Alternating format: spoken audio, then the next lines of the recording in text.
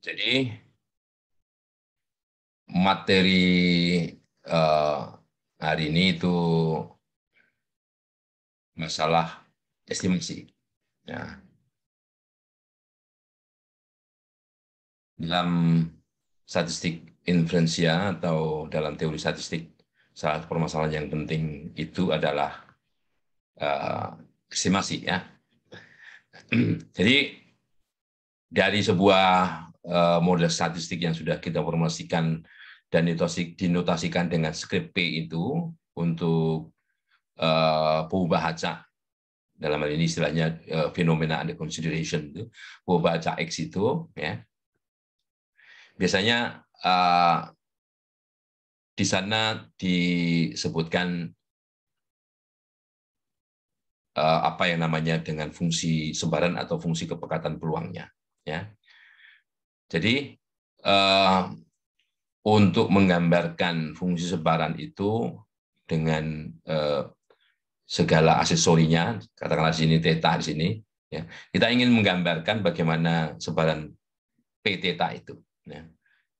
Berdasarkan apa menggambarkan itu? Berdasarkan data yang kita miliki, ya, data yang kita miliki, yang dinotasikan di sini dengan apa namanya X, ya, X bold kecil yang berada dalam ruang, ini ada ruang contoh ini script X, ya.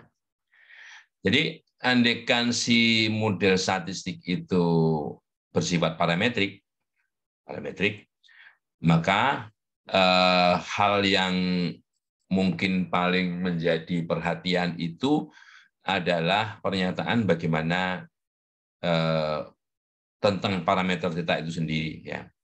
Di sini disebutkan finite dimensional parameter theta. Jadi theta itu berada pada ruang parameter yang berada pada ruang berdimensi yang terhingga, gitu, ya.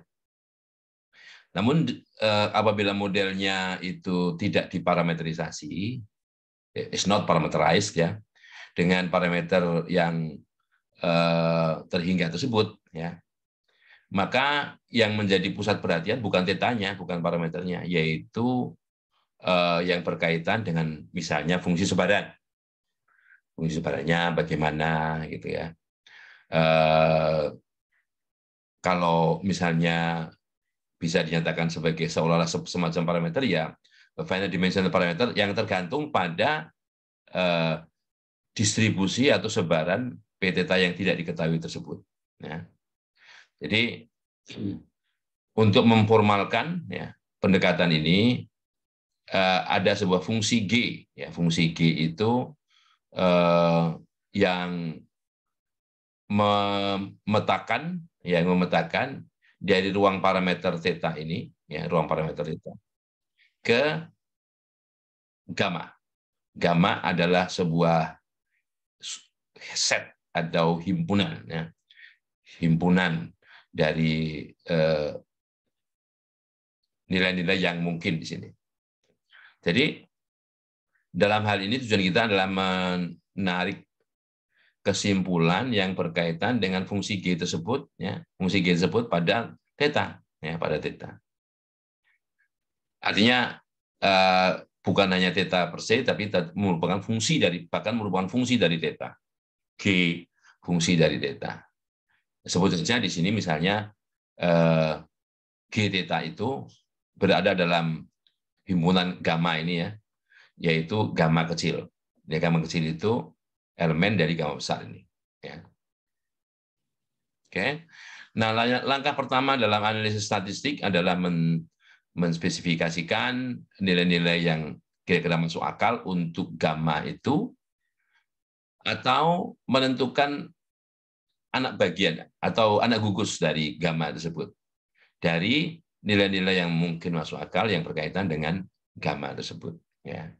Nah, pekerjaan itu, kalau pekerjaan pertama itu yang disebut dengan point estimation. Kalau pekerjaan yang kedua itu orang ada yang menyebutnya interval estimation, ada confidence set, ya.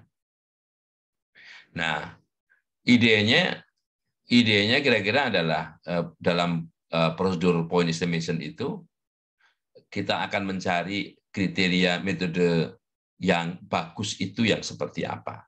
Ya, metode estimasi yang bagus itu good, ya, good tanda petik ini, bagus tanda petik ya, itu seperti apa. Nah, sebelum kita bicara lebih jauh, nah kita definisikan apa yang dimaksud dengan estimasi, estimator. Kita gunakan istilah di sini aja ya, karena ada yang menggunakan penduga, ada yang menggunakan penaksir dan sebagainya. Nanti kita gunakan yang istilah serapan dari sini ya. Nah, suatu fungsi T ya, yang memetakan dari skrip X ke gamma itu disebut estimator. Ya, ini definisi banget nih ya.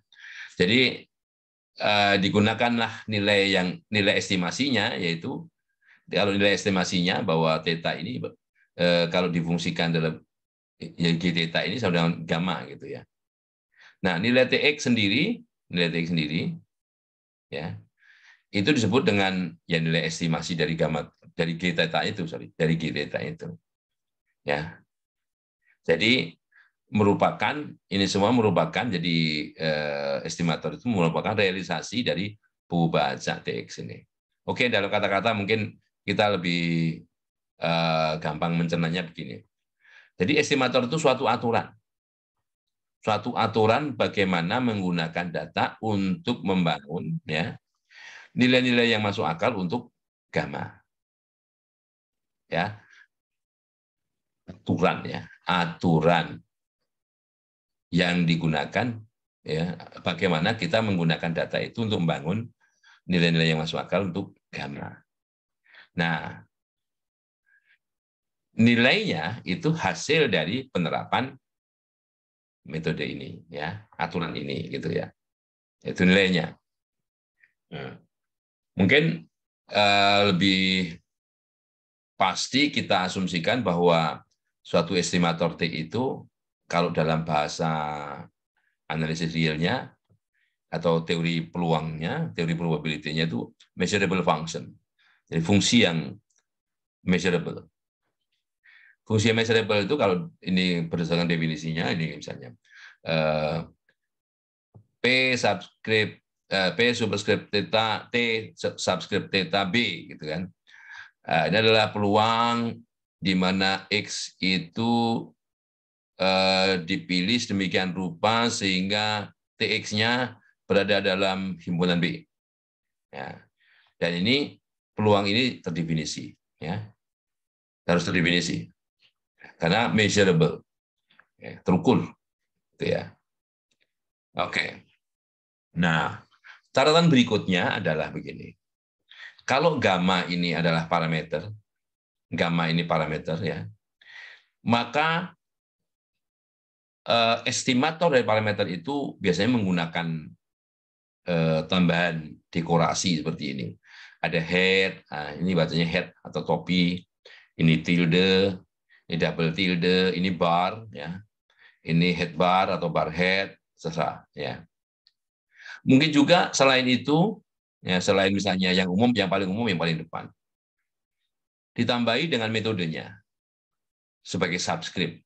Jadi misalnya MLE, ini maksimum likelihood, ya, ini least square, ya, least square estimator, maksimum likelihood estimator dan sebagainya. Oke, jadi katakanlah begini, kita ambil teladan ballpoint, kasus ballpoint ini ya, yang ada di teladan 21 halaman 5, yang berkaitan dengan quality control dari ballpoint pens. Ya. Nah, parameter yang menjadi perhatian di sana itu tentunya peluang menghasilkan pena yang cacat atau rusak. Ya, cacat atau rusak.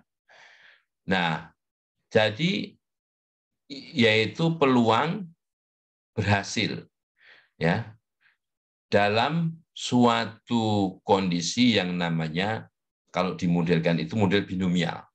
Model binomial ya. Nah, yang menjadi perhatian kita di sana misalnya binomial itu punya parameter theta. Ya, punya parameter theta. Nah, gamma di situ yaitu G theta itu sama dengan theta, yaitu fungsi theta itu sendiri. Ya, artinya G theta itu tidak harus theta, bisa aja ln theta, theta kuadrat, akar theta dan sebagainya. Yang kedua, gamma di sini itu nilainya di antara 0 dan 1. Karena itu menyangkut peluang. Ya, theta kan berada dalam sini. Ya. Nah, sudah barang tentu estimasi secara intuisi ini merupakan misalnya rata-rata aritmatik, yaitu jumlah dari data dibagi banyaknya data, atau frekuensi relatif dari apa? Banyaknya pena yang rusak, karena berkaitan dengan ini tadi, ya, berkaitan dengan ini. Oke, jadi bagaimana TX-nya? Oke, ini realisasi kalau ini ya. Ini realisasi. Kalau data kita hanya sebanyak 7, 8, 5, 9, 4, 6, 8, 10, ya, itu X1, X2 sampai X ini ya. Sedangkan banyaknya data untuk setiap pengambilan ini adalah 400. Dari 400 itu yang cacat atau rusak 8. Hari pertama, hari kedua 5. Hari kelima dari 400 yang rusak 6 dan sebagainya. Jadi kita bisa lihat bahwa si TX itu nilainya seperti 56. Karena ya, jadi jumlah ini dibagi 400 kali atau bagi dengan 7. Oke. Nah, tetapi juga kita bisa gunakan. Oke, kalau begitu saya bisa dong untuk mengestimasi hanya dengan data pertama saja. 8 per 400. Boleh? Boleh. Kan cuman estimator dia.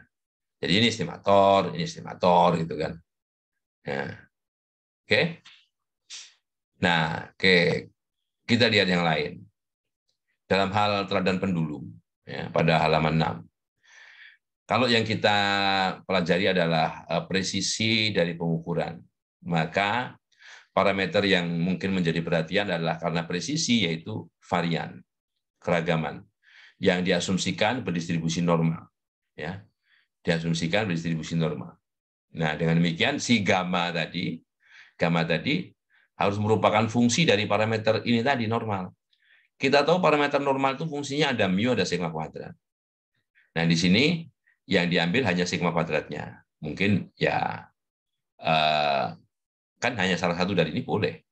G mu sigma kuadrat sama dengan mu boleh. G mu sama sigma kuadrat, mu plus sigma kuadrat boleh. Pokoknya seperti itu. Dan tentunya kalau sigma kuadrat di sini, ya, gamma, nilai gammanya, nilai yang membuat nilai ini mungkin adalah bilangan bulat positif, bilangan real positif, real positif. Nah, biasanya parameter yang diestimasi itu merupakan kalau kita definisikan dengan di varian empirisnya. Varian empiris itu bahwa masing-masing data itu dikurangi rata-ratanya, ya, ini selisih atau deviasi dari rata-rata itu dikuadratkan, dijumlahkan untuk keseluruhan dibagi n-1. Misalnya nilainya 0,0001. Ini varian empiris ya, empirical variance. Oke. Nah, ada pertanyaan, what can we say in favor of this choice? Jadi, kalau begitu, pilihan kita yang mana? Ya, dan kita yang mana? Kita lihat satu lagi. Nah, misalnya. Dalam model 25, dalam bab 2 sana, dalam teladan bab 2 itu ya, kita menggunakan model parametrik, yaitu distribusi error, untuk menentukan nilai-nilai parameter dalam hubungan linier, ya, hubungan linier. Ya. Dengan demikian di sana ada 4 parameter, yaitu A, B, sigma kuadrat, dan kappa. Sedang gamma di sini merupakan fungsi G, merupakan fungsi dari itu, yaitu hanya ditentukan fungsi dari AB saja. A-nya berapa, B-nya berapa. Ya. Kalau begitu, karena A itu nilainya bisa bilangan real, B-nya bisa bilangan real, maka gamma di situ, jadi gugus gammanya ini adalah real kali real, ya, real kali real dari R kuadrat, ya. Oke. Nah, jadi oleh karenanya model-model atau metode-metode yang biasa digunakan untuk estimasi itu telah ada yang mengembangkan. Yang pertama yang namanya metode momen. Nah, metode momen ini adalah metode yang sudah mungkin tua dan sederhana, ya. Di sini tidak perlu bentuk parametrik yang khusus, ya, dari sebaran yang diperlukan itu.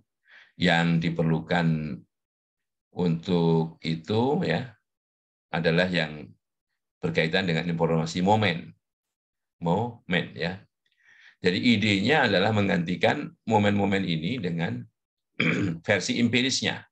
Jadi momen teori dengan versi empirisnya. Jadi untuk memformalkan, kita gunakan pendekatan begini. Kalau ini X, ini vektor X adalah vektor amatan. Pengamatan pertama, kedua, sampai ke N, ya, yaitu suatu contoh, ya, dari variabel-variabel acak bernilai real yang saling bebas identik, ya, bebas stokastik identik, ya. Dari X ini dari distribusi yang namanya F. Dari distribusi yang namanya F. Nah, oleh karenanya model statistiknya bisa kita tuliskan, ya, P script sama dengan himpunan bahwa peluangnya dari distribusi F, gitu ya. Peluangnya dari distribusi F. F-nya berada dalam ruang parameter theta. Nah, karena ada sampelnya N di sini, kita kasih tanda seperti Kronecker itu N. Dan tentunya kita harus tahu bahwa theta ini, dari bahwa theta besar ini merupakan apa? Merupakan himpunan F, ya, himpunan F sedemikian rupa sehingga momen ke R di sekitar titik pusat ini, ya, ada. Momen ke R, ya, ini momen ke R, ini menggunakan notasi umum nih. Momen ke R di sekitar titik pusat itu ada. Ya. Oke. Nah, sedangkan momen, ya, momen di sekitar titik pusat, momen ke J di sekitar titik pusat itu dinotasikan dengan cara begini. MJ, momen ke J di sekitar titik pusat. Kenapa kok di sekitar titik pusat? Karena X-nya ini seolah-olah sama aja ikutan dengan 0. 0 adalah pusat, ya. Dan notasinya adalah nilai harapan dari X pangkat J. Ya, nilai harapan dari X pangkat J adalah X pangkat J kali fungsi kepekatan peluangnya. Ya. Ini notasi umum, bisa diskrit, bisa kontinu. Oke, atau MJF. Nah, jadi untuk untuk variabel yang sifatnya kontinu, kalau X ini kontinu, maka integralnya menjadi seperti ini, integral xj fx dx. Ya. Kalau x-nya diskrit, kalau berubah x-nya diskrit, maka merupakan penjumlahan. Jadi Zm pangkat J kali Pm. Ya. Jadi notasi ini apakah diskrit atau kontinu. Ya. Nah, jadi asumsi yang mendasari bahwa parameter yang menjadi pusat perhatian ini sangat tergantung dari parameter yang tidak kita ketahui, yang namanya theta, ya, atau sama dengan F ini. Nah, ini melalui momen MJ, momen di sekitar titik pusat yang ke J ini, kita dapat mengekspresikan bahwa gamma itu merupakan fungsi dari H. Ini H-nya ini fungsi yang diketahui. Ya. Argumennya M1F, M2F, sampai MRF. Ya. Nah, estimasi paling sederhana, metode estimasi paling sederhana ini dengan mengganti MJ, ya, dengan mengganti MJ pada persamaan 43 ini dengan nilai empirisnya. Ya. Nah, karenanya yang dimaksud dengan metode momen ini adalah kira-kira begini. Jadi misalkan kita punya model statistik sebagaimana tertulis dalam persamaan 41, ya, maka momen ini mengestimasi parameter gamma, ya, yang ada dalam persamaan 43, kemudian 43 ini, ya, yang dinotasikan dengan cara begini. MMA itu method of moment estimator, ya, yaitu sebagai fungsi dari H, M1, M2 sampai MR. Itu teorinya sampai R, ya. Di mana MJ topi itu adalah momen empiris atau momen sampel dari momen sampel ke J, ya. Jadi MJ topi. Kalau nggak pakai topi ya seperti ini tadi MJ, ya. Oke. Nah, ini sama dengan jumlah dari XI pangkat J, tentunya I dari 1 sampai N dibagi N. Oke. Itu metode momen. Nah, jadi teladannya begini teladannya. Di dalam kasus R sama dengan 1, ya. Artinya momen ke-1. Momen ke-1. Dengan menggunakan momen, ya, teman-teman, kita estimasi gamma ini. Yang nilainya sama dengan ini, ya. Integral dari XDF. Ini dengan apa yang dinamakan rata-rata sampel atau sampel mean, ya. Itu kalau R-nya 1. Oke. Nah, kalau R-nya 2, kita tahu hubungan bahwa yang namanya sigma kuadrat. Yang namanya sigma kuadrat itu adalah integral X dikurang MI itu dikuadratkan df. Nah, di sana sigma ini adalah fungsi dari M1 dan M2. Dari M1 dan M2. Nah, kita bisa substitusikan di sana yang di bawah tanda akar adalah M2 dikurang M1 kuadrat. Ya. M2 apa? M1 kan nilai harapan ini. Ya, kalau M2 ya ini X-nya kuadrat. Ya. Kalau M1 ya J-nya ini 1 nih. Oke. Nah, jadi dengan demikian bahwa taksiran MME ini taksiran atau estimator sigma itu, standar deviasi itu, ya. Kalau dengan metode momen, pendekatan metode momen ini sama dengan taksiran dari ini adalah M2, taksiran dari ini adalah M1. Jadi akar dari M2 topi dikurangi M1 topi. Oke. Nah, tadi ya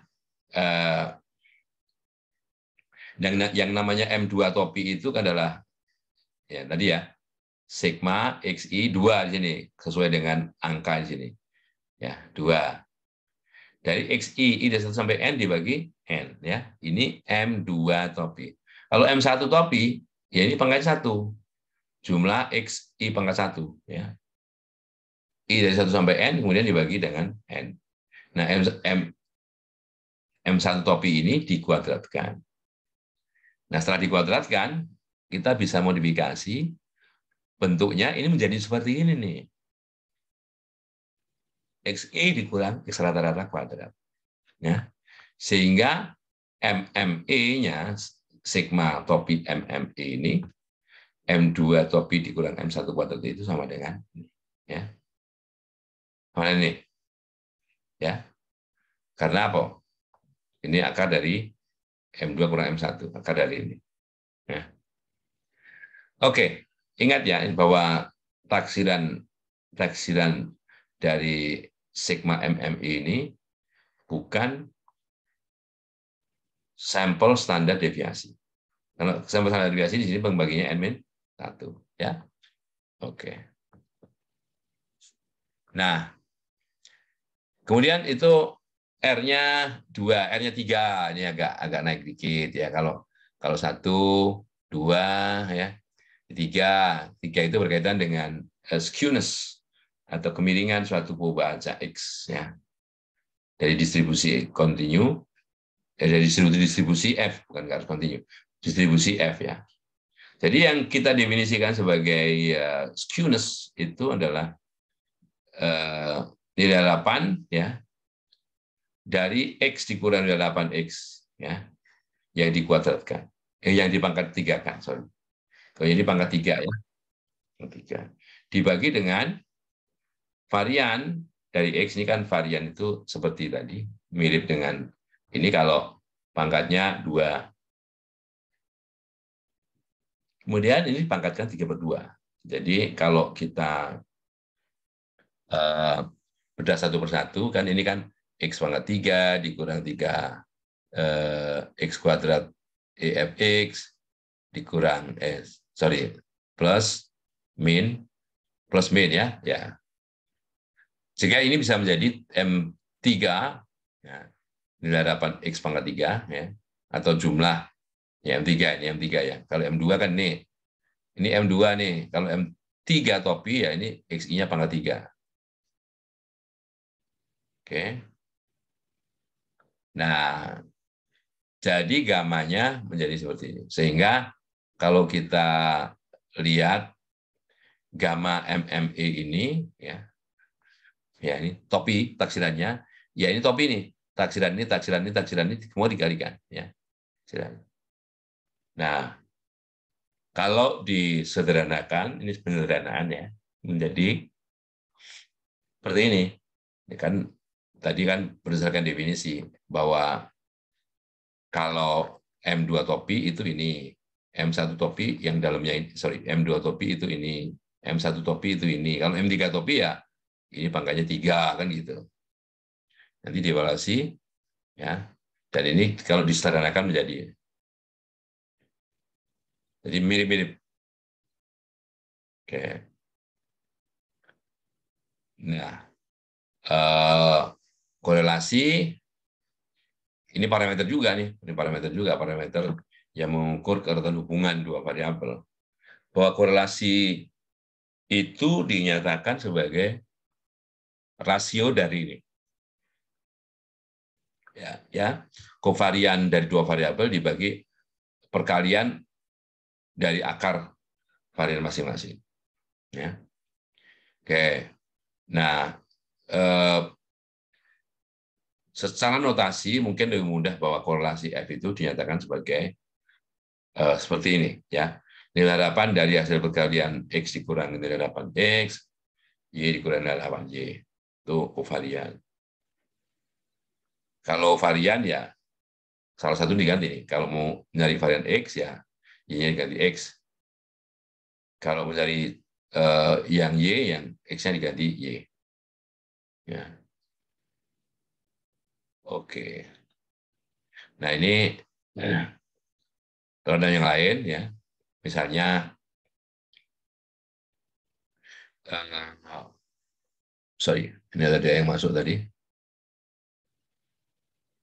Kalau ada masuk belum? Belum.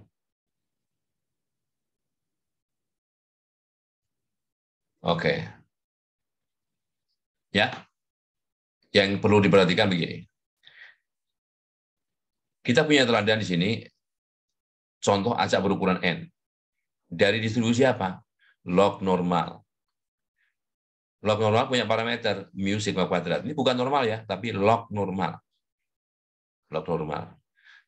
Nah, sebaiknya kita tahu fungsi log normal itu, distribusi log normal itu seperti apa. Nah, di sini mu-nya, mu dalam log normal itu mu-nya positif. Kan negatif dilogkan kan nggak bisa, nggak mungkin ya. Dan variannya juga positif, jadi dua-duanya pada area yang bilangan real yang positif. Ya, ini perkalian kartesian. Ya. Nah, ini fungsi kepekatannya. Fungsi kepekatannya. Nah, kalau kita lihat, kalau kita nggak hafal, itu sulit memang. Ya, cari referensi. Kita harus tahu. M1 dan M2-nya itu seperti apa. Ya. Oke, jadi caranya begini. Caranya kita buka informasi dari internet, ya, yaitu misalnya kalau saya sukanya di Workfront ya, jadi saya stop share dulu. Saya sukanya mencari di sini informasi yang berkaitan dengan statistik itu, ya. Jadi Wolfram Medworld, ya.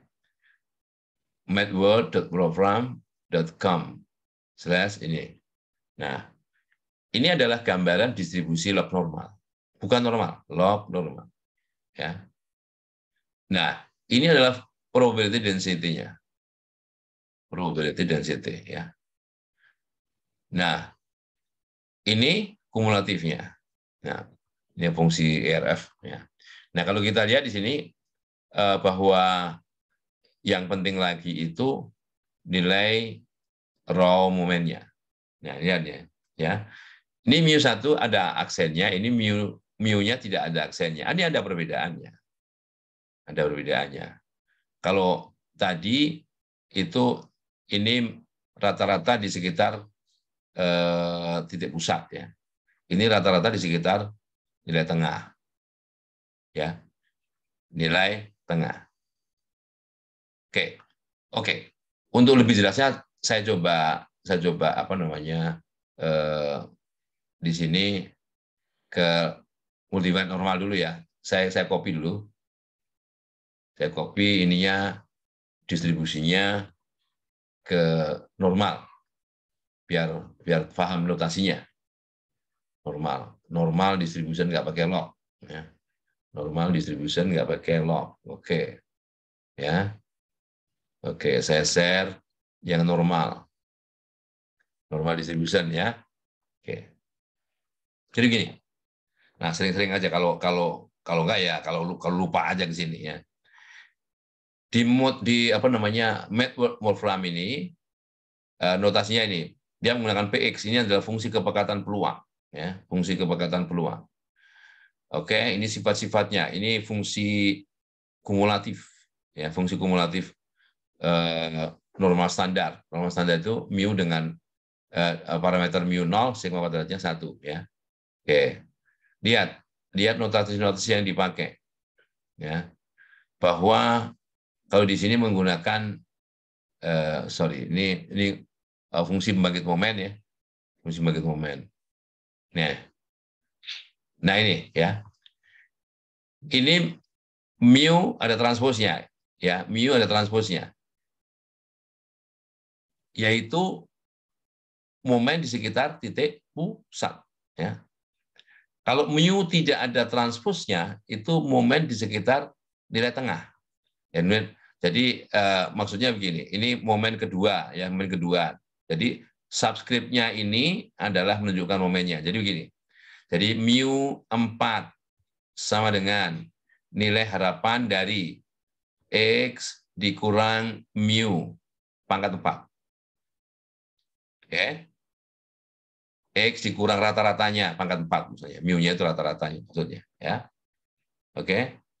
Nah, kalau di sini enggak, kalau di sini misalnya mu4 aksen gitu, ya. Jadi yang dimaksud dengan mu4 aksen adalah nilai harapan X pangkat 4. Jadi sebelum dipangkatkan itu tidak dikurang mu, tidak dikurang rata-rata, ya. Kalau ini, ya, kalau ini tidak dikurang. Kalau ini dikurang rata-rata, dikurang rata-ratanya. Jadi nilai harapan X dikurang nilai harapan X dalam kurung pangkat K, itu berarti mu K. Ya, oke.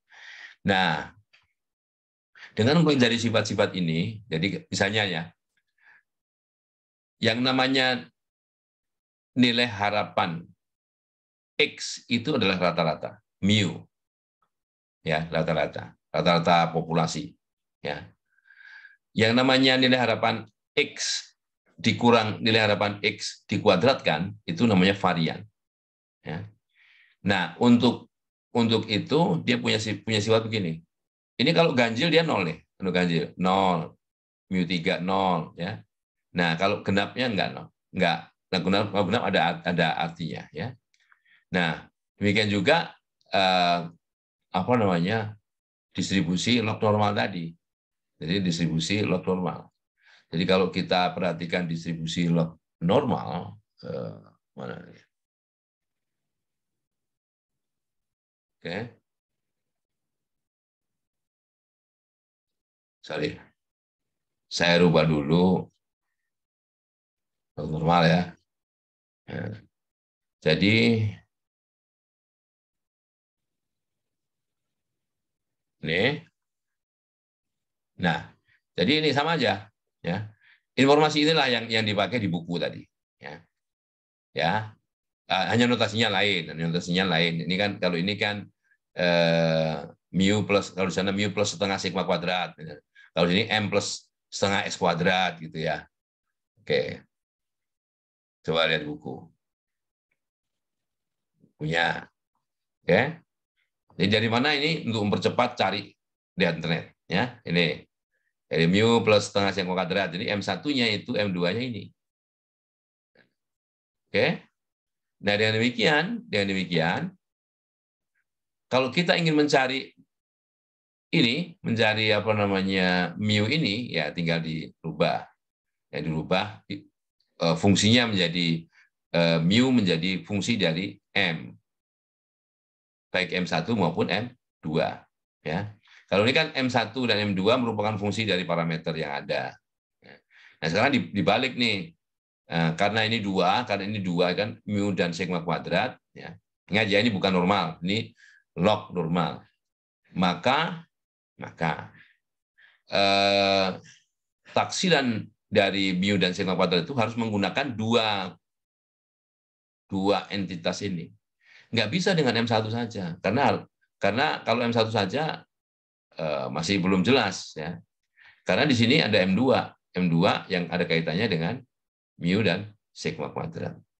Jadi taksiran mu menurut maksimum metode momen ya, method of moment estimation, ya, method of moment estimator gitu lah. Itu seperti ini. Dari sini dan ini ya. Jadi M1 merupakan fungsinya E pangkat ini. M2 ini ya.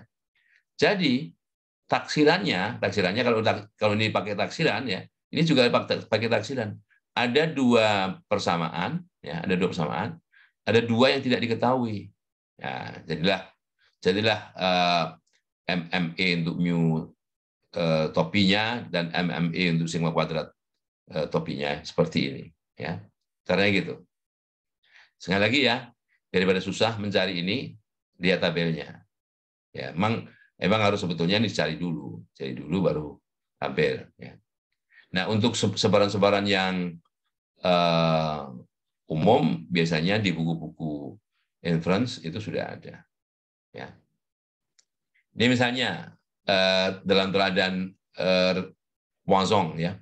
Ini Poisson X1 XI 1 dari sampai N ya.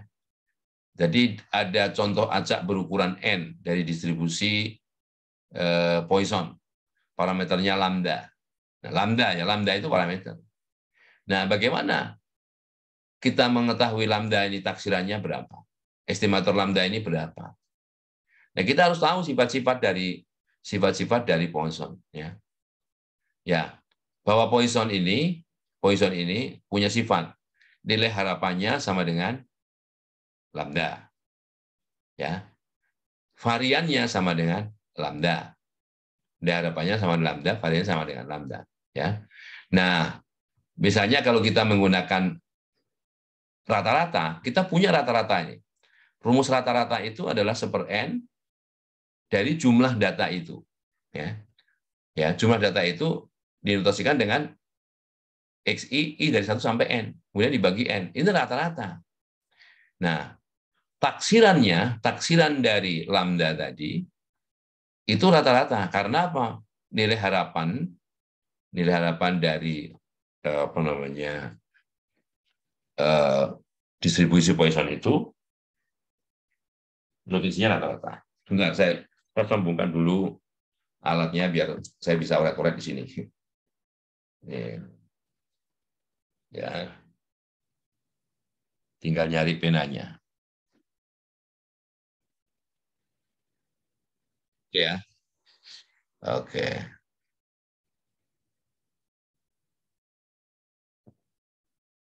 Nah, jadi istilahnya begini. Ini ada populasi ya. populasi, ini ada sampel.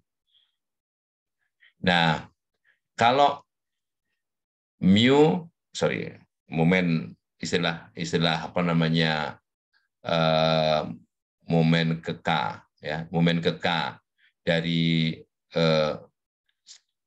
di sekitar titik pusat, ya, momen ke K di sekitar titik pusat itu kan pakai begini, ya, pakai aksen begini. Nah, untuk sampelnya rumusnya begini, 1/n jumlah X, I, K. I dari 1 sampai N. Ya, tuh. Tergantung K-nya. K-nya berapa.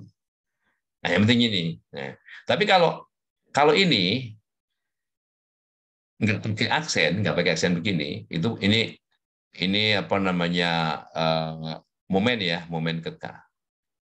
Momen ke K.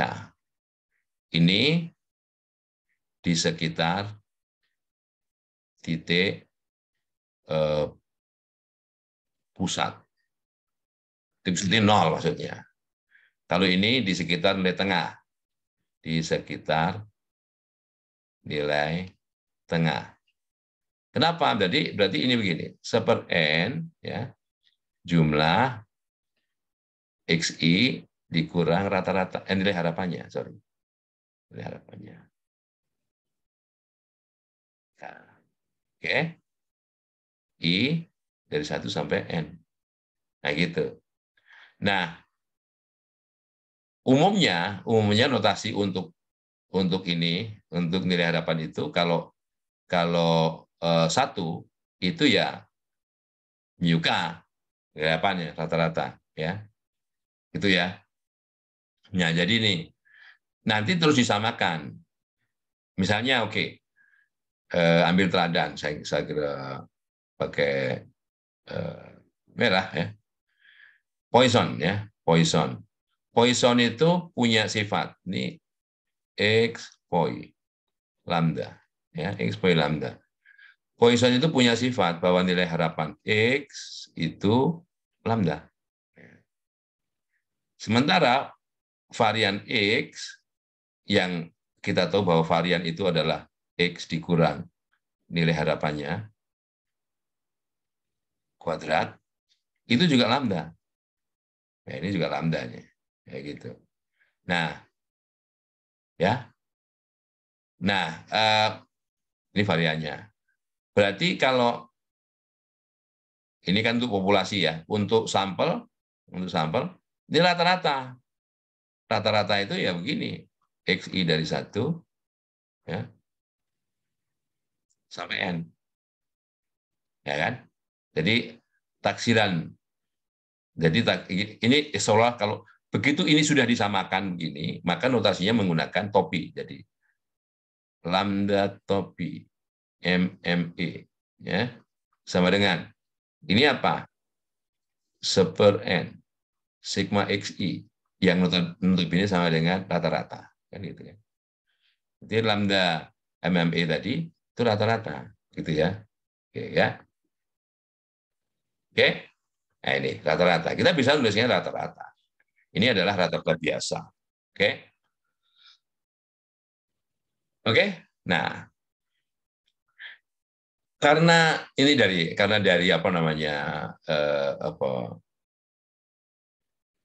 sifat Poisson bahwa variannya itu juga sama dengan lambda, maka lambdanya juga bisa dicari dengan rumus ini. Jadi makanya tidak unik. Makanya di sini menggunakan topi, di sini menggunakan tilde. Ya, lambda MME tilde sama dengan ini. Ya, loh kok bisa lah kan? Tadi kan sudah dinyatakan bahwa gini, yang namanya varian X ya, ini sama dengan nilai harapan X kuadrat dikurang kuadrat dari nilai harapan. Ini juga rumus, ya kan? Ini sama dengan M2. Ya kan? M2. Notasi di buku ini M2 atau tempat lain mu2 gitu ya. Sedang ini M1 ya, kuadrat, ya kan, kuadratin. Ya. Varian dari Poisson itu lambda, ya. Kan itu. Nah, jadi lambda topi, lambda tilde, sorry, di sini tilde ya. Ini sama dengan taksiran ini. Taksiran M2 dikurangi taksiran M1 kuadrat. Nah, jadilah ini ya. Paham ya? Nah, jadi untuk menyelesaikan itu harus tahu distribusinya apa. Oke, ini saya tutup dulu kalau enggak. Sorry, tutup ya. Nah, jadi kalau enggak bisa ada warna terus nanti di situ. Oke. Ada pertanyaan ya? Ini paling gampang gitu ya. Paling gampang. Harus tahu distribusinya. Poisson distribusinya apa? Poisson distribusinya apa namanya? Punya punya oh sorry, punya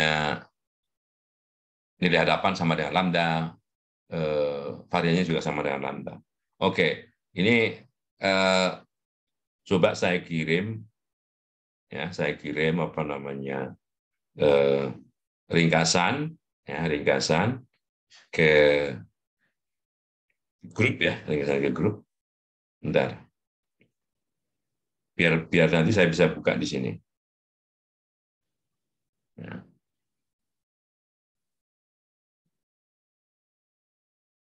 Oke, jadi saya stop dulu. Saya coba buka aplikasi di sini, WA, ya, ada 4, ya. Oke, saya share, ya, yang sudah saya kirim nih, ya. Nah, ini kalau jadi yang harus kita hafal kalau nggak hafal benar ya beberapa harus hafal. Misalnya binomial, ya binomial ini notasinya begini. X berdistribusi binomial NP, N banyaknya data, P adalah peluangnya. Ini binomial itu fungsi kepekatannya seperti ini karena dia diskrit. Nah, ini nilai harapannya, nilai harapan X, ini varian X ya. Nilai harapannya ini, variannya ini. Syukur lagi kalau hafal ininya, fungsi pembangkit momen ya, moment generating function. Karena dari fungsi pembangkit momen ini kita bisa turunkan apa namanya momen pertama, kedua, ketiga, dan seterusnya. Jadi kalau ini diturunkan pertama, dievaluasi pada T sama dengan 0, momen pertama. Diturunkan kedua, dievaluasi pada T sama dengan 0, momen kedua. Diturunkan ke K kali, momen ke K. Ya, di sekitar titik pusat. Ya, gitu. Nah, jadi apa namanya, ini sangat membantu. Ini Bernoulli, ini binomial, sebetulnya Bernoulli binomial itu adalah n tindakan Bernoulli yang saling bebas. Kemudian ini apa namanya negatif binomial, ini geometrik, ini hipergeometrik ya. Nah, ini Poisson. Poisson itu antara rata-rata, antara nilai harapan dan variannya sama. Antara nilai harapan dan variannya sama. Sebaran diskrit seragam ini sering banyak dipakai kalau kita nanti belajar misalnya non parametrik ya, non parametrik gitu. Nah, itu misalnya. Jadi di sini sudah lihat ya. Kemudian kalau misalnya yang kedua ini seragam ya. Ini seragam, ada seragam, normal, gamma dan sebagainya. Ini parameter-parameternya. Ya, parameternya. Misalnya yang mirip-mirip ini, eksponensial. Eksponensial itu nilai harapannya theta, tapi variannya theta kuadrat misalnya. Ya, eksponensial theta ya. Nah, setelah itu ada lagi yang misalnya hal-hal sebaran-sebaran Weibull, extreme value, Cauchy, Pareto, chi-square dan sebagainya ya. Nah, ada yang nilai harapannya itu tidak ada, tidak punya bentuk sederhana, ya, not retractable dan sebagainya ya. Jadi belum tentu setiap itu punya bentuk seperti ini, atau bahkan nilainya ada pakai konstanta Euler dan sebagainya ya. Ini kalau misalnya extreme value ya. Dan walaupun sudah saya kirim 4 ini ternyata ya log normal nggak ada di sini. Nah, kalau nggak ada di sini ya paksa nyari di internet ya, nyari di internet yang fungsi kepekatannya itu seperti apa. Ini termasuk batasan-batasan baik parameter maupun nilai supportnya. Di mana nilai support itu nilai di mana fungsi kepekatan peluang ini didefinisikan. X-nya di mana. Kalau nggak ada berarti untuk bilangan real gitu ya. Misalnya ini KI kuadrat, F ini X-nya positif, misalnya gitu. Bahkan dia punya momen kalau V2-nya atau derajat bebas keduanya berapa gitu. Nah, ini syarat-syaratnya ya. Oke. Itu sudah saya sampaikan ya, saya kirim. Nanti bisa dipakai sebagai catatan. Oke. Kita kembali ke sini ya. Nah, itu metode pertama yang digunakan untuk membuat estimator, yaitu metode momen. Makanya dinamakan metode momen itu karena menyamakan momen populasi itu sama dengan momen sampel. Ini populasi ya. Populasi menggunakan mu k, sen, mu k. Ini kalau ini di sekitar nilai tengah. Ini di sekitar nilai tengah itu artinya dikurang nilai tengahnya dulu, baru dipangkatkan, baru dijumlahin. Kalau ini kan pengurangnya 0, makanya disebut di sekitar titik pusat. Nah, ini kuncinya. Kuncinya metode momen itu yang saya tulis ini. Ya, apapun distribusinya, makanya harus tahu distribusinya. Ya, misalnya eksponensial ya, bahwa momen pertama itu theta. Momennya cuma nilai harapannya theta, variannya theta kuadrat. Ya. Jadi ini kalau kita punya theta di sini, ini sama dengan ini ya. Untuk yang kedua, momen keduanya di sini variannya itu, ya jadi kalau variannya itu momen kedua theta kuadrat. Ya. Nah, nanti dibuat saja bagaimana karena ada pilihan mana yang sama saja seperti ini. Ini kan bisa 2 nih katanya. Bisa 2, mu1, mu2 di Poisson nih ya. Kan dikatakan di sini. Ya, oke. Parameter lambda merupakan nilai harapan dari XI. Dengan demikian, dengan menggunakan metode momen, kita pilih nilai estimasi rata-rata sampel. Rata-rata sampel kan? Ini, atau ganti X bar ini. On the other hand, ya, di sisi lain, di pihak lain, kita tahu bahwa variannya itu juga sama dengan lambda kan begitu. Dengan demikian kandidat MMI yang lain itu ini. Oke. Nah, kalau ditanya masalah yang mana yang bagus nanti, kita bahas nanti. Kita baru dalam tahapan mencari MME itu, ya, mencari MME. Ya, nanti dalam bahasan di halaman 110 itu mencari dari 2 ini mana yang bagus, gitu ya. Oke, metode berikutnya yang namanya maksimum likelihood. Nah, estimator yang menggunakan konsep maksimum likelihood. Ya. Likelihood tahu kan? Likelihood adalah fungsi kepekatan peluang bersama. Nah, dari fungsi kepekatan peluang bersama ini kan kalau ini ada n sampel masing-masing ini peluang variabel pertama, kedua, ketiga sampai yang ke n, ini datanya ke n. Nah, dinotasikan semuanya ini sama P theta. Kita tahu bahwa theta itu sama dengan theta itu berada dalam ruang parameter ini ya, misalnya. Dan theta ini berada dalam ruang parameter berdimensi k. Oke lah. Untuk berapa k? K-nya itu bisa 1, bisa 2, bisa berapa. Oke. Nah, ini secara umum ya, K. Jadi kita ingin mencari fungsi likelihood-nya. Namanya fungsi likelihood itu hasil kali, karena ini fungsi kepekatan peluang bersama. Oke. Bersama gimana maksudnya? Ya kan ada X1, X2, X3 sampai Xn. Ini kan datanya ya, X1 sampai Xn. Karena ini merupakan contoh acak yang saling bebas, maka fungsi kepekatan peluang bersama itu merupakan hasil kali dari fungsi kepekatan peluang masing-masing. Ya, hasil kali. Ya. Oke, ini notasi untuk discrete, ini notasi untuk continue gitu ya. Jadi untuk pengamatan yang tetap yang kita sebut dengan X itu fungsi likelihood-nya itu ya, ini memetakan dari ruang parameter theta itu ke sebuah nilai yang nilainya bilang positif dari 0 sampai omega. Tangga. dari tak hingga ya. Nah, oke. Kemudian di dalam salah satu usaha untuk mencari maksimum, karena maksimum kan, mencari maksimum. Jadi pilihlah theta yang memaksimumkan ini kan begitu. Makanya bahasanya maksimum likelihood itu pilihlah dari semua theta yang mungkin, itu pilihlah theta yang memaksimumkan ini. Ya, kan gitu. Makanya disebut maksimum likelihood. Nah, karena ada beberapa cara, mungkin dengan cara kalkulus, ya, dengan cara menggunakan turunan, gitu kan.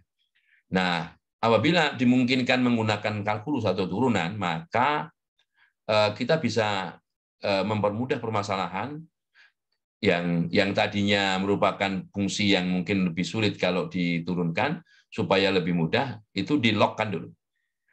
Kenapa di-lock-kan? Ini hasil akhirnya akan sama, karena fungsi yang kita gunakan ini fungsi monoton naik, jadi mau di-lock-kan atau enggak nanti hasilnya akan sama, asal bukan monoton turun ya, karena lock itu kan fungsi monoton naik ini ya.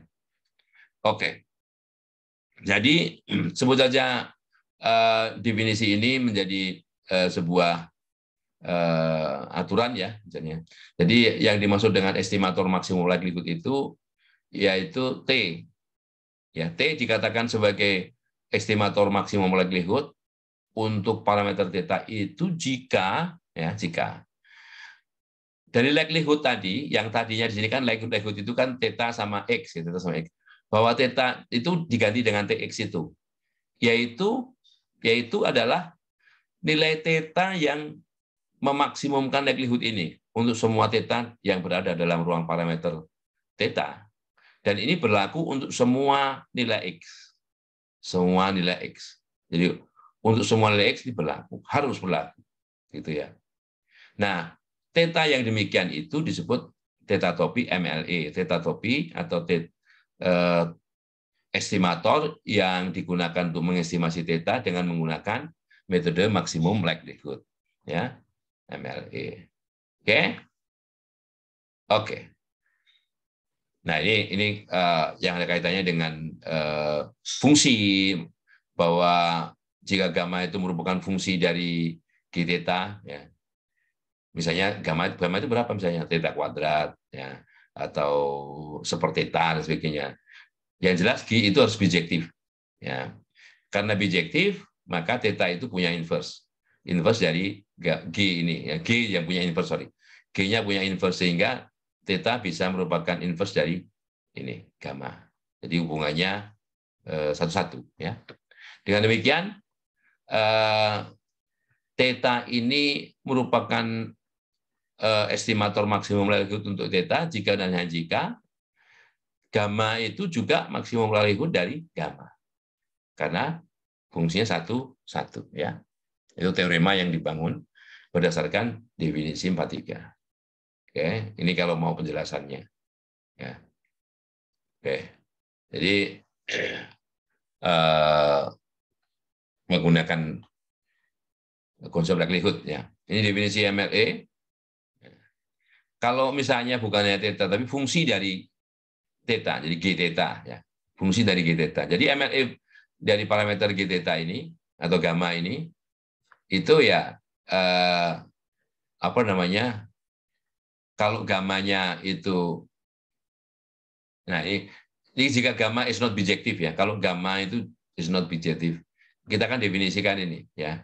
Jadi maksimal likelihood untuk G theta itu adalah ya ini. Jadi gamma MLE-nya sama G dari theta MLE. Jadi berapa dulu ini ya, kemudian difungsikan oleh fungsi G ya. Ya, jadi ini adalah MLE dari theta sendiri. Ini teladannya misalnya.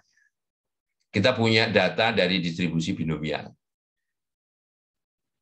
Kita tahu kalau binomialnya itu n theta, ya, maka x yang mungkin, ya, data yang mungkin itu mulai dari 0. Kan binomial itu kan N tindakan Bernoulli yang saling bebas. Dan Bernoulli yang saling bebas itu misalnya berhasil gagal. Nah, dari N tindakan itu kan bisa 0 berhasil sampai N berhasil atau angka-angka di antaranya. Ya. Dan theta di sini adalah menunjukkan parameter, yaitu peluang. Karena peluang, maka theta theta besarnya ini adalah nilai di antara 0 dan 1. Ya. Nah, likelihood-nya itu ya karena cuma satu data, ya fungsi kepekatan peluang itu. Jadi kombinasi X dari N, theta pangkat X, 1 min theta pangkat N min X. Kemudian kalau kita logkan, coba menurunkan seperti terhadap theta kan agak ribet karena ini seperti dua fungsi UV. U turunkan, V tetap, ditambah U tetap, V turunkan, dan seterusnya ya. Nanti kemudian baru dibuat sama dengan 0 yang membuat theta itu sama dengan memungkinkan nilai optimum, maksimum ya. Akan lebih mudah kalau kita logkan. Jadi kalau di logkan, ini menjadi log dari, karena ini A, B, C, A kali B kali C, lognya ya, log A tambah log B tambah log C. Ya. Sehingga ini lebih mudah untuk mencari turunan yang membuat dia sama dengan 0. Jadi kalau diturunkan terhadap theta, maka ini tidak ada theta. Ya. Ini ada theta, jadi X per theta, yang di sini N min X per 1 min theta kali min. Ya, jadi nilai ini dibuat sama dengan 0. Ya. Kita tahu jika X-nya tidak sama dengan 0, dan N-nya tidak sama dengan, dan X-nya juga tidak sama dengan N, kalau ini sama dengan N, selesai. Ya. Ini kalau ini 0, nah, selesai. Ini X-nya N juga selesai. Tapi kalau diantaranya, maka kita bisa selesaikan hubungan antara theta topi terhadap NX ini adalah X per N. Ya. Kita yakinkan bahwa dia maksimum kalau kita lihat turunan keduanya. Turunan keduanya terhadap theta ya. Ini kan ada theta pangkat min 1, ini jadi kuadrat, jadi ini min, ini juga begitu, nanti dimasukkan tetanya itu. Tetanya ini, X per N itu, apakah maksimum apa enggak? Apakah negatif apa enggak? Kalau turunan keduanya negatif, maka nilai ini membuat likelihood ini maksimum. Gitu ya. Jadi harus diperiksa turunan keduanya. Oke. Ini Bernoulli, sama aja ya. Bernoulli itu agak sedikit ya berbeda di sini dengan binomial. Kalau tadi binomialnya X1, karena ini Bernoullinya ada ceritanya nih, dari 10 tindakan 3 berhasil ya, maka maksimum likelihood estimate-nya bisa saja 3/10 ya, 3/10 ya. Kemudian kalau kita punya data ini satu semua, maka binomialnya ini memiliki nilai X yang 10, ini benar semua nih, berhasil semua kan gitu. Nah, oke. Dalam model binomial reguler ini dengan theta ini, maka MLI-nya tidak ada, maksimum likelihood-nya tidak ada ya. Nah, kalau kita mungkinkan bahwa theta itu di antara 0 dan 1, theta 0 itu 0 di antara 0 dan 1 nih, maka maksimum likelihood-nya kan ini benar semua nih. Theta pangkat 10. Theta kali theta kali theta kali theta nggak pernah gagal. Ini berhasil semua ya. Jadi maksimum likelihood-nya adalah memaksimumkan theta di antara 0,1 ini ya. Di mana Lx theta itu sama dengan theta pangkat 10. Ya maksimumnya ya yang dekat dengan 1. Ya dekat dengan 1 kan. Kalau dekat dengan 0 ya kecil sekali. Tengah-tengah di antaranya yang paling besar ya inilah. Atau gambarkan aja theta pangkat 10 itu seperti apa. Jadi untuk theta tentunya di antara 0,1. Gambarnya pasti begini. Jadi kita ambil theta MLI-nya sama dengan 1 ya. Jadi tidak harus selalu dengan turunan.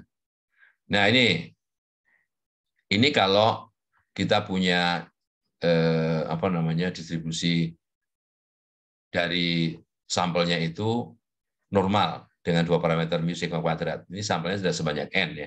Sampelnya sebanyak N dari distribusi normal ya, ingat kan? Normal itu ada 2 parameter mu sigma kuadrat ya. Nah, yang jadi parameter interestnya itu, jadi tetanya itu kedua-duanya, mu dan sigma kuadrat.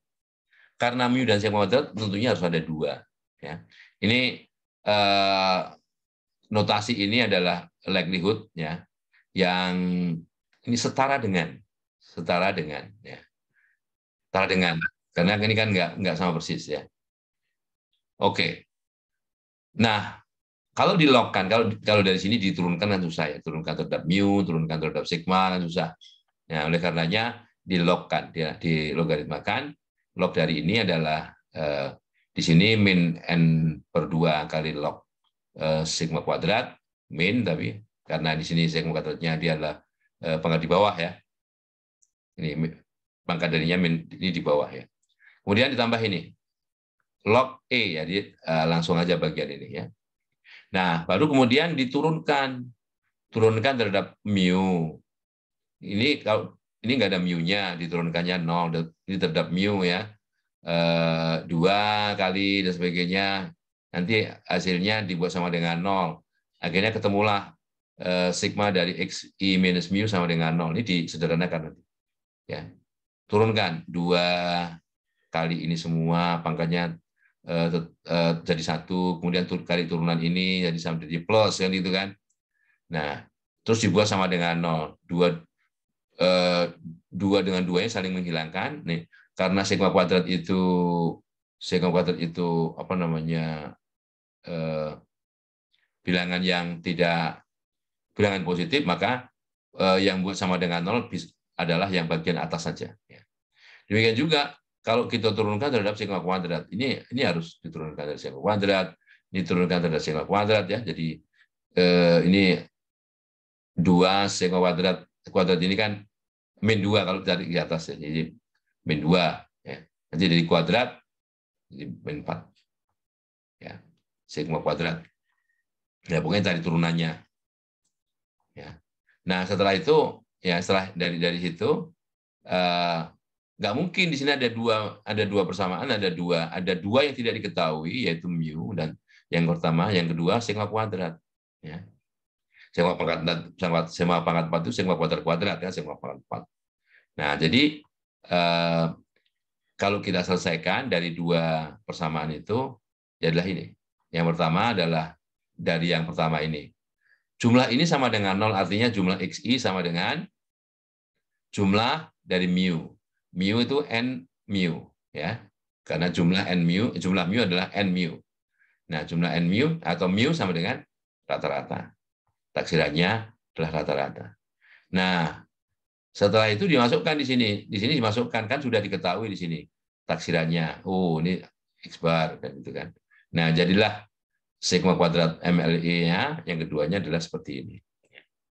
Ini mirip varian sampel, tapi kalau varian sampel ini dibagi N-1. Oke, ya. Nah, kemudian ini adalah teladan yang parameternya tergantung supportnya. Parameternya tergantung support. Maksudnya begini, ini X1, X2 sampai X ini contoh acak dari distribusi yang namanya seragam kosong theta.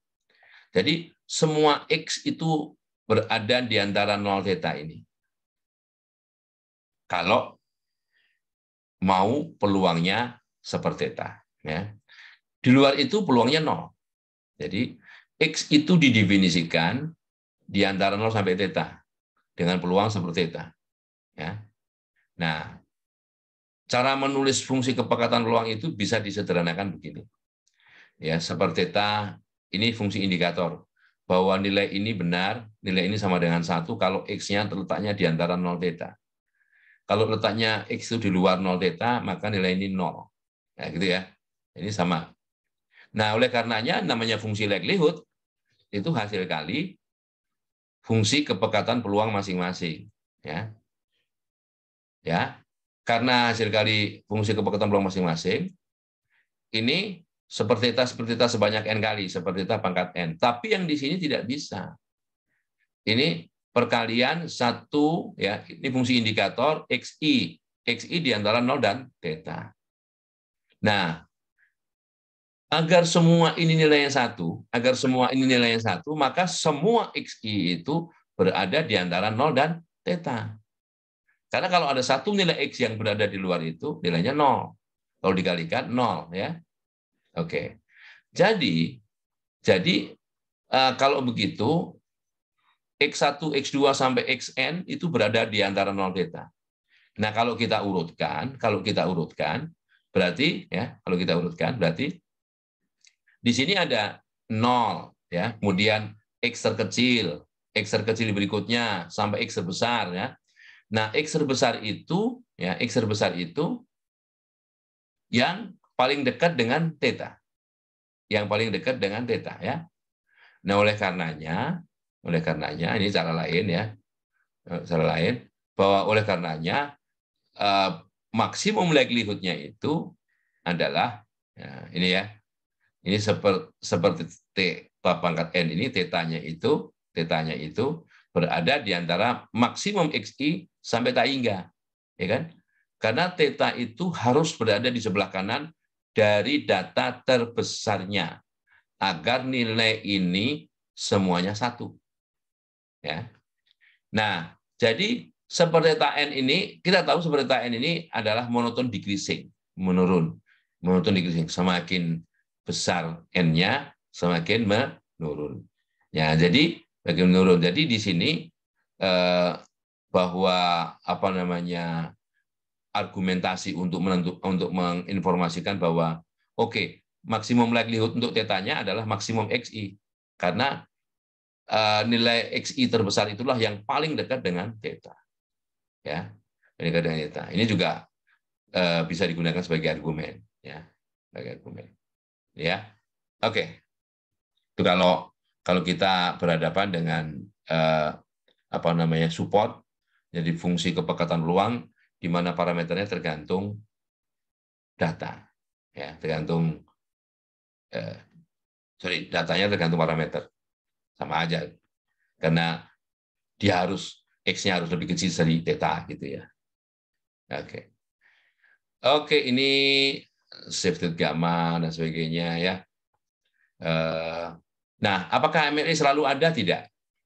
Ini ada teladan yang bahwa maksimum likelihood itu tidak unik. Tidak unik maksudnya bukan tidak ada, tapi ini tidak unik. Tidak unik itu bisa tergantung, tidak khas. Kalau tadi kan uniknya. Ini contohnya kalau kita punya fungsi kepekatan dari Cauchy.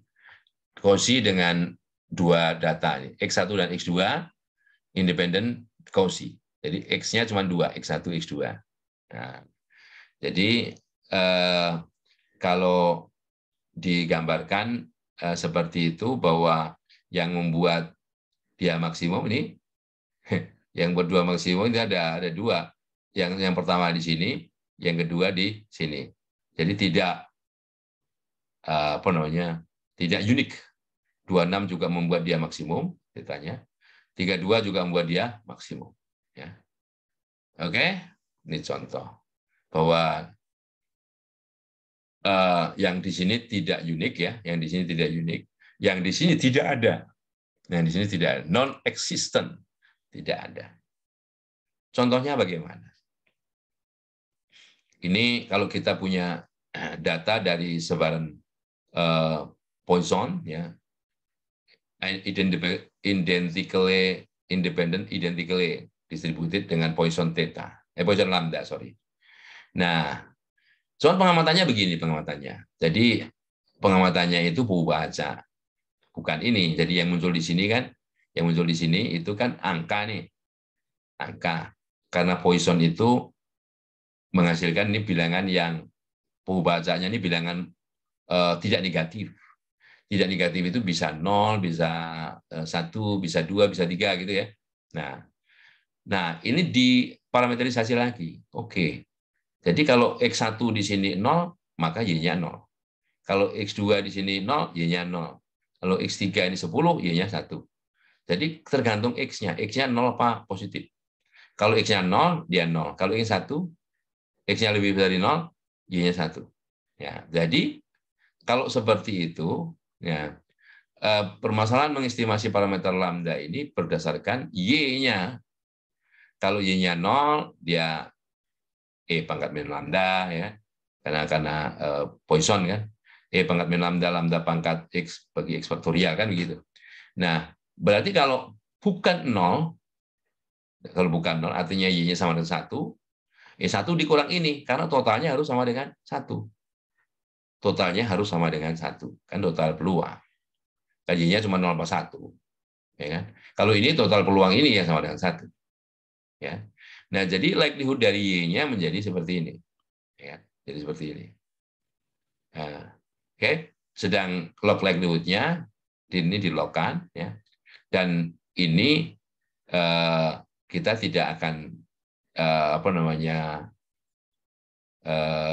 mendapatkan, ya, ini non existent ya, dan fungsi likelihood-nya akan tentunya dengan cara mencari turunan pertama dari ini sama dengan 0. Turunan pertama sama dengan 0 itu akan terjadi kalau ini, sehingga MLE-nya menjadi ini minus log dari 1 min Y rata-rata. Nah, oke. Nah, kemudian kita tahu bahwa jumlah Y ini sama dengan N. Ya. Karena kan 0101. Ya. 0101. Sehingga N kali log 1 dikurang E pangkat min lambda ini merupakan fungsi yang sifatnya monoton naik. Monoton naik ini. Ya. Jadi kalau lambdanya bertambah, ini juga naik. Ya. Nah, karena ini monoton naik, nggak ada maksimumnya. Ya.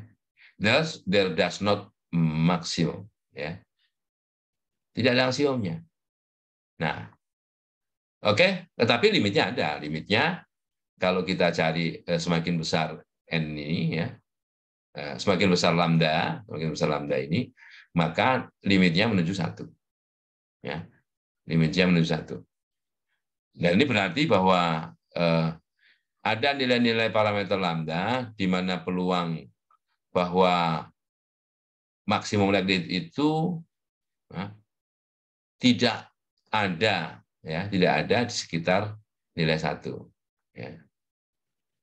Nah, tapi kalau yang difikskan adalah lambdanya, n-nya yang menuju besar, jadi limit n menuju tak hingga. Ya, kalau ini kan limit lambda yang menuju tak hingga. Ya, kalau ini menuju tak hingga kan ini menuju 0. Ini menuju 0, 1 dikurangi 0, 0, ya 1, berapapun pangkat n. Oke? Kalau ini yang n-nya yang menuju tak hingga, lambdanya tetap. Nah, ini menuju 0. Ya. Oke. Nah, mungkin oke. Ada pertanyaan? Mungkin ada yang mau bertanya?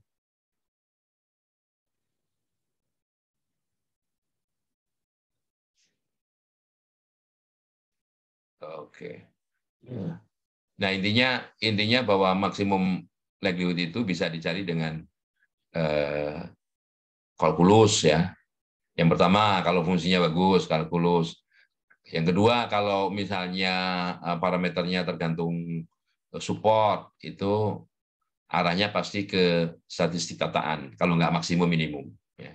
Nggak perlu kalkulus, tapi maksimum minimum. Ya, yang ketiga, pakai argumentasi seperti ini, ya, bahwa bisa saja bahwa kita harus menggunakan informasi tambahan seperti gambar dan sebagainya untuk menunjukkan bahwa metode ini bisa saja tidak unik. Tidak unik itu ada lebih dari 1.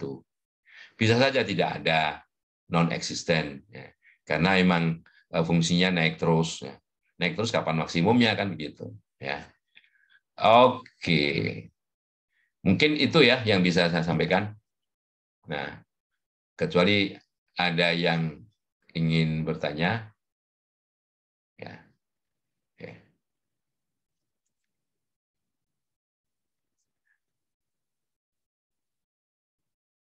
Oke, metode estimasi berikutnya kita